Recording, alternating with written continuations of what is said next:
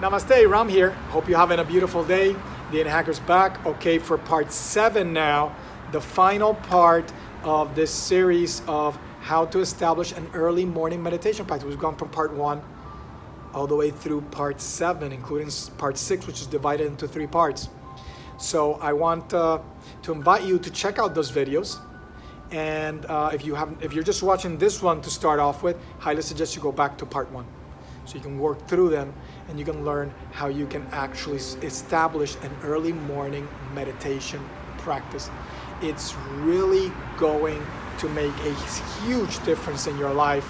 If you think that starting a practice at 4 in the morning till 6 in the morning is going to set you up for a terrible day, you're going to be tired because you woke up at 4, you'll be surprised how quickly you will feel dramatic change in your energy level. And if you persist in the purification, concentration practices that I teach my clients, that I've introduced in this series of videos, you will actually notice that your energy level just starts to grow. And you won't know what yawning is. Your resistance to stress increases and to disease and all sorts of stuff. So some of what I'm going to be talking today, these techniques are going to be in the book that you can sign up to get an advanced reader copy below, Voyage from Human to God, where I go into details on how to master yoga, and it has a description of the limbs of yoga unlike anything that has been ever described before. I've put a lot of time, effort, and care into making that section spectacular. In addition, it has a number of beautiful, inspirational stories that can be really healing and transformative for consciousness. So you want to check it out. At the bare minimum, you can sign up to be part of the book launch team, join the Facebook group, and then I'll be getting you, as soon as I'm done with the editing of the book, I'll be getting those members an advanced reader's copy. And it's going to be a great opportunity. You can get more information below or comment and let me know and I'll get back to you. Okay? So let's start. So the 2 techniques that we're going to do today are going to involve a candle. So if you don't have a candle, get one. Pause this and get one. And then the other technique is not going to involve a candle. It's going to be with the eyes closed, and we're going to do some concentration in the heart center, where we're going to bring an image, something that inspires higher spiritual ideals. If you are religious, then you could bring, let's say if you're Christian, you could bring the image of Jesus to your heart. If you're Buddhist, you can bring the image of Buddha to your heart, or Muhammad, or a guru, somebody that inspires you, that motivates you to become a better person, to discover your true self. All right? So for this first one, we'll do the candle 1 second. You want to assume a comfortable seated position. And so, like I've described in previous videos, you want to make sure that your breath is steady and calm. And remember that as you practice, intrusive thoughts are going to come in that are going to distract you from the image that you're nurturing. So whatever image that you are trying to sustain, initially it's going to be dark and murky. It's going to be difficult for you to have a clear image. Pick something that you're passionate about, that you can connect with. It'll enhance your ability to retain and hold that image in your heart center. You really want to close your eyes and visualize whatever that image is here in your heart center. As you're protecting it and nurturing it, you're going to bring a healing wave of light, like an ocean or a blanket of light that just encompasses that. So whatever the image is, it's going to be illuminated by your concentration. All right? So you want to sit calmly, close your eyes, and steady the breath first. And this video doesn't have music on purpose, so that there aren't the distractions. You inhale, and then you exhale.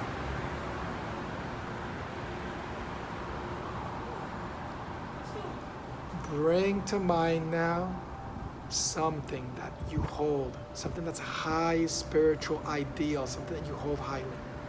And bring that image to your heart center and hold it there. And when you inhale, a wave of light enters your nostrils and descends onto that image and starts to cover it in light. Imagine you're protecting it with the light. Inhale, more light comes in. Your chest illuminates. And the image, you concentrate on it. Try to visualize every detail of that image. If the image of Jesus, whatever that image may be that you have of that figure, visualize it. The flowing hair, the skin, the eyes, the beard, whatever it may be. If it's Buddha, imagine Buddha with his eyes closed, sitting in lotus. Perfect posture. Maybe smiling, maybe laughing.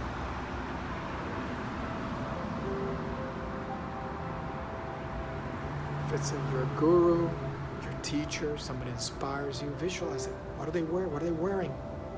Every detail, but it's concentrated on your heart. Inhale, light coming in, expands. You can see the light surrounding that image. If your mind drifts, bring it back to that image.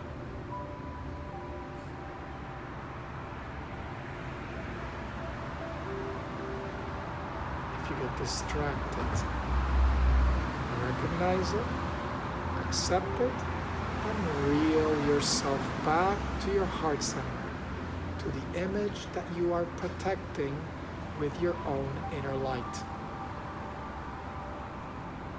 Inhale. And exhale.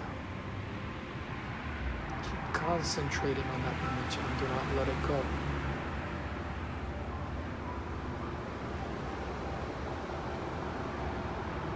If your mind drifts, bring it back to the image. With time, the mind settles. With practice, your concentration grows. Your image is clearer, sharper, and you can hold it for longer. Inhale light, and exhale.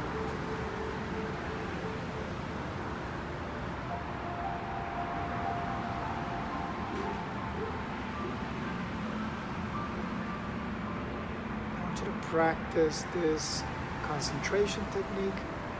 Try to build. Start with 5 or 10 minutes and build and grow from there. Note, try to keep a mental note of how often you're getting distracted. If you get distracted, are you getting distracted less over time as you practice this? So you inhale and exhale, and you're concentrating on the space in your heart, between your chest, and you're nurturing that image, whatever it may be. Honor it, love it.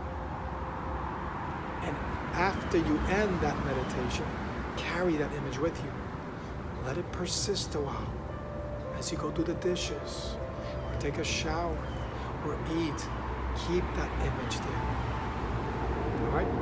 So now, let's jump to the other technique. So there's another technique that's very good. Remember, whatever technique you're doing, try to enhance the amount of time that you're spending concentrating on that. For this one, it's a candle gazing technique. This one, ideally, you want to practice it in darkness. And the reason why you want to practice it in the dark is because you're going to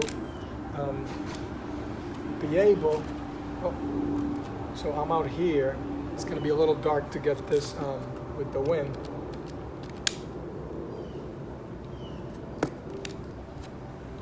Well, if it goes out again, what we're going to do is we're just going to do the meditation. So what I suggest you do is that you practice this meditation inside and you practice it in the dark.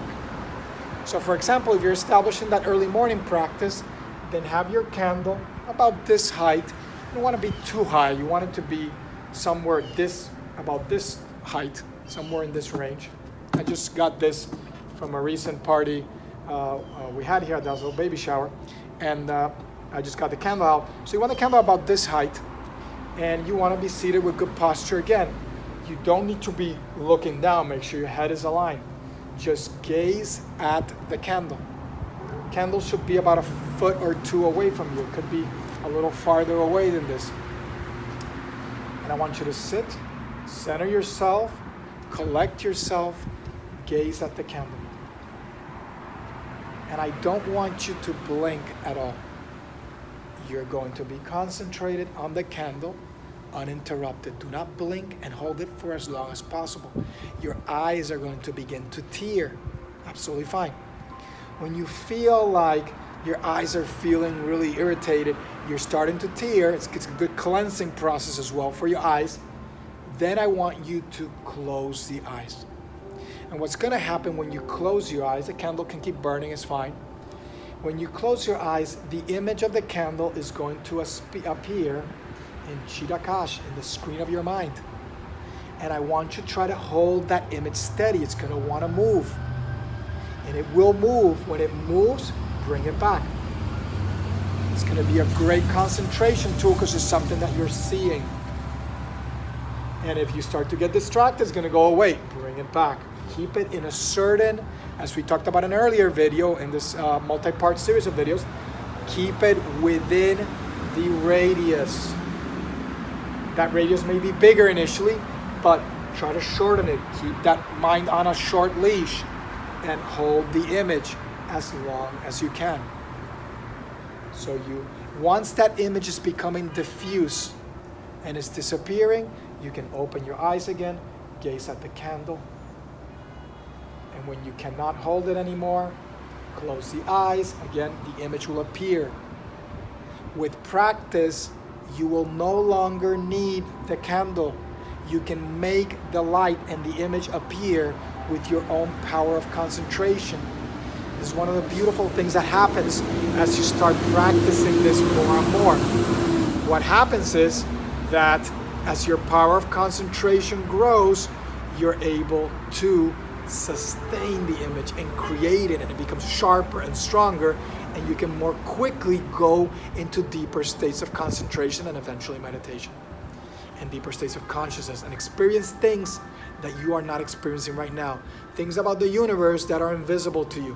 They will become visible, and you will know now that you exist beyond this, beyond the mind, that you can transcend it, and you can be pure consciousness. You can just enjoy just being without having to fill yourself up with outside things.